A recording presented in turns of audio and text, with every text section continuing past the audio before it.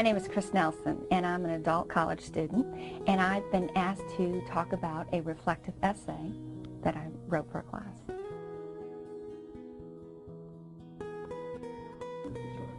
The first thing I did was I reviewed all the instructions and made sure I had everything that the instructor wanted. And then I went and I looked up the definition of reflective essay.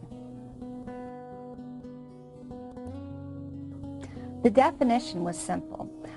It was to share a significant discovery, and the discovery could be about yourself, about other people, about the world. Reflection writing, you tell a story. Everybody loves a good story. Once you put that together, telling a story and something that you made a discovery about, within that story, everything came together. Well, I thought about reflection writing, and I thought about the real world. And then I realized I work in the medical field, and patients come in, and we write down their complaints and how we're going to help them. In a sense, we're telling a story about them. We're reflection writing. I looked at examples from other writers. I went to the textbook, I went to the web, and I realized I found out how to organize a good reflection. What I found out was most important was an honest voice.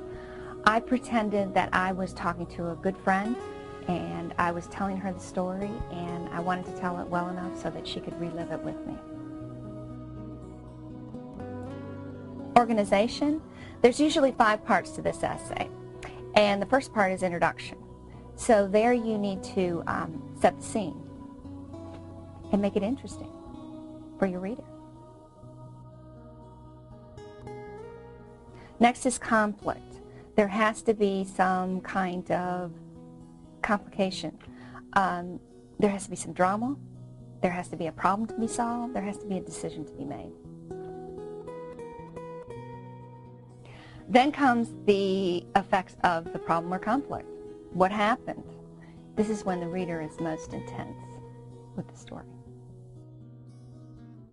Finally, the problem's over. You have a solution. This is why it's called the resolution. Many reflections also have a conclusion. They reinforce the point, close the loop, bring it back to the beginning. How did I go about writing it? I first made a list of topics, and I brainstormed them, and I was looking for quantity, not quality. I picked a topic, I brainstormed a little about it, and then I did everything I could to remember everything that summer about the infamous cookie dough incident. After I had my topic, I outlined. I believe if you have a good outline, you will have good writing.